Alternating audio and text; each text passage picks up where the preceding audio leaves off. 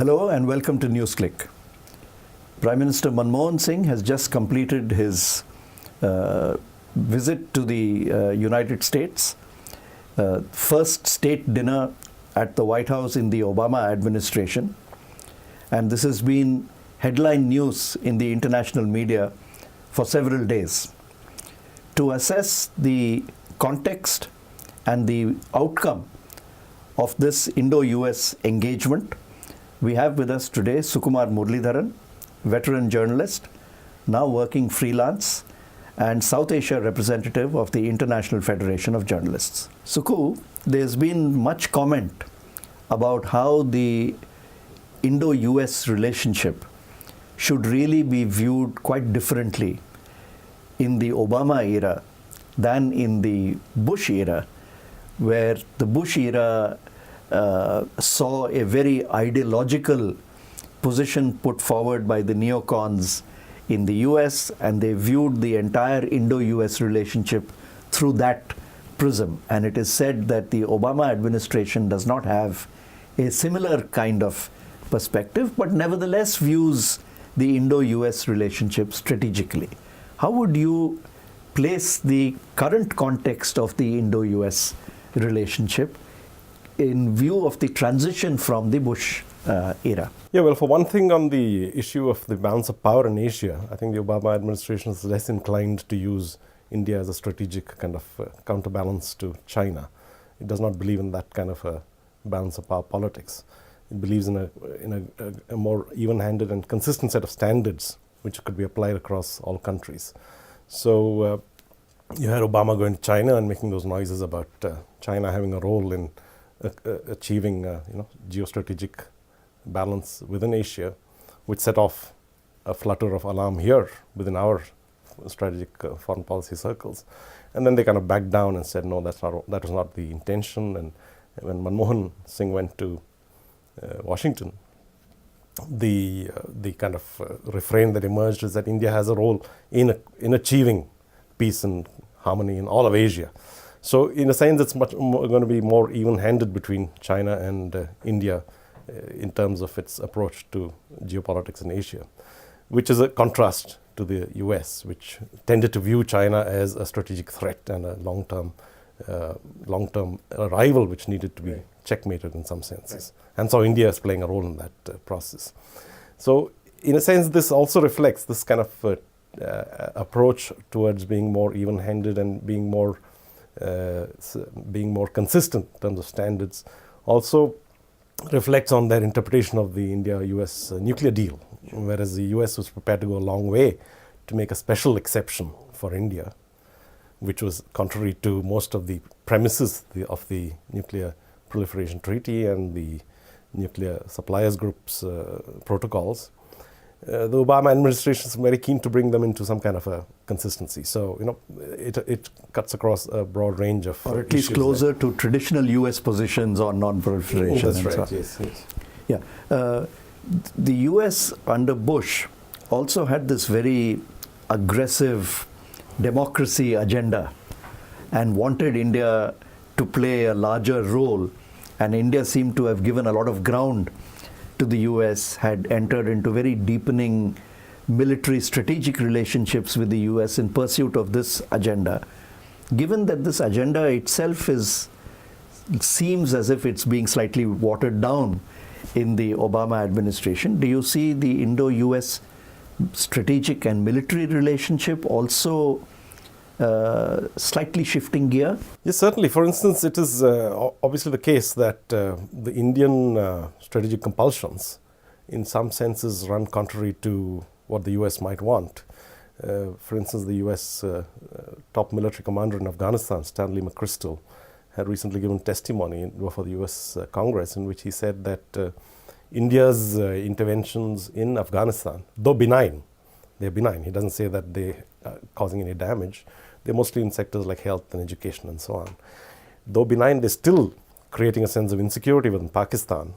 And this creates a problem for the certain reluctance on the part of Pakistan to play along with the US strategy in Afghanistan. It's always compelled to set up rival centers of power which in some senses would safeguard its interests.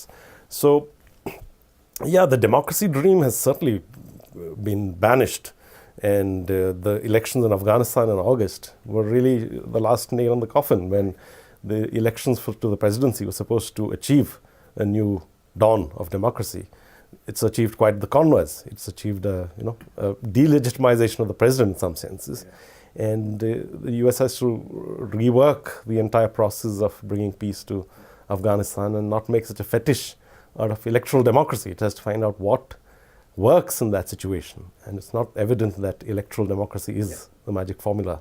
In India, diplomatic and strategic circles have always complained about the hyphenation done by the United States of viewing the entire South Asian region as an Indo-Pak hyphenated relationship.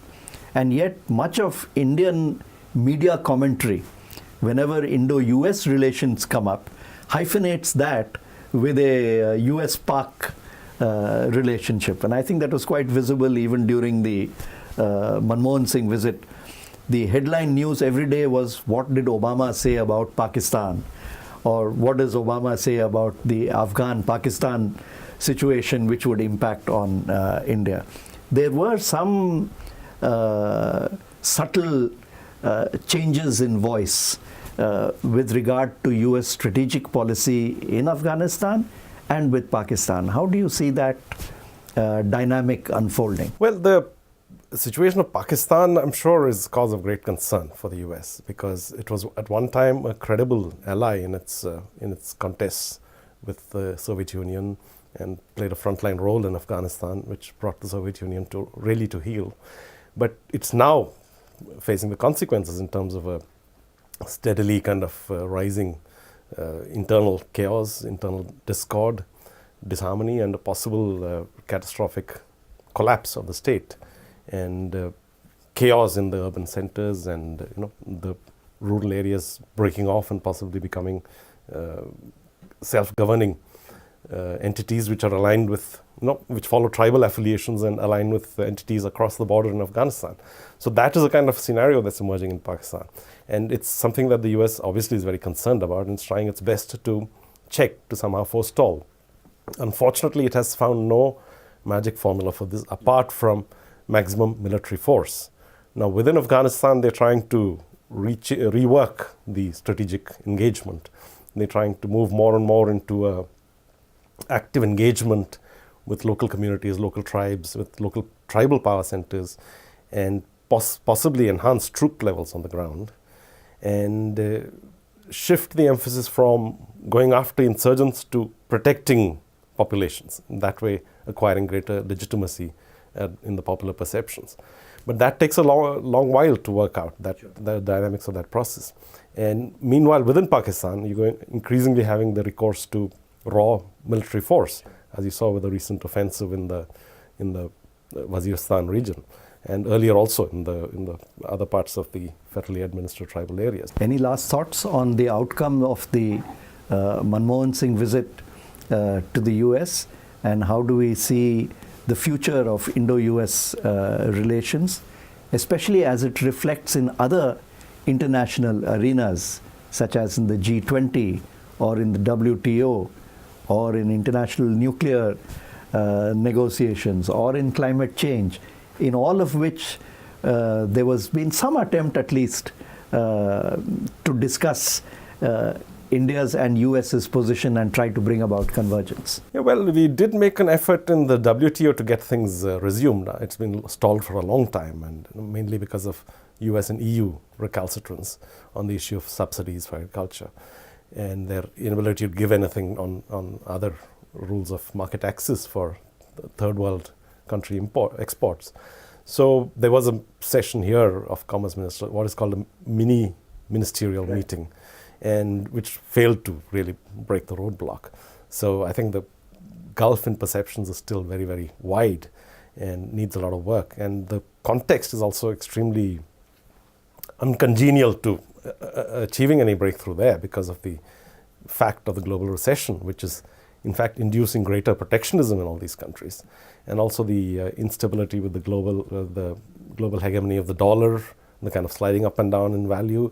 So the whole thing creates an environment of instability in global trade, which is not exactly the best, most conducive situation for working out a long-term trade deal. On climate change, again, the same thing applies, because the gulf in perceptions has been so vast in the past, and for the first time you're seeing some signs that the US might be willing to come down to a more reasonable tone of discourse. India might be willing to give up its insistence on, not curtailing emissions and so on. So there could be a possibility of some convergence, but that will be very, very much in the distant future, because I don't see any immediate prospect of these long-held positions being just abandoned. Thank you, Sukumar.